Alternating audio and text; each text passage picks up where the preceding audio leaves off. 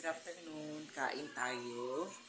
So, ayan. Dahil nakakamiss kumain ng kamuting kahoy. Yan. Ang sarap siya, guys, kasi labo. Labo. Maria labo ang kamuting kahoy, guys. Masarap siya. Tapos, meron tayong RM. Courtesy of Yanong Mag-uuma. Kay Kuya Jiner, ayan.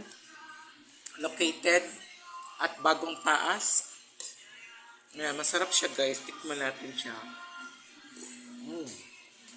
Maanghang.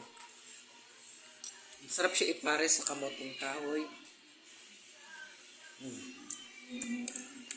Ano? Ang daming kamuting kahoy, guys. So, ito ang ating ngayon, guys. Kasi nakakamiss kumain ng ganito. Ayan. Kasi lagi nilang always rice. Ayan. Paminsan-minsan masarap kumain ng kamuting kahoy. Kasi wala siyang sugar. Healthy pa siya. Less sa carb.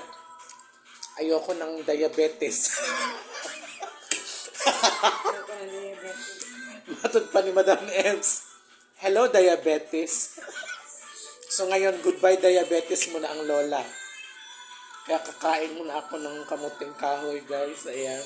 May diabetic siya pero may Light lang. dili bunggang. With RM.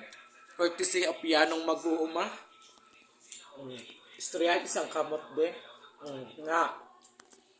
Ato na siya sa rich, so ito inalimot.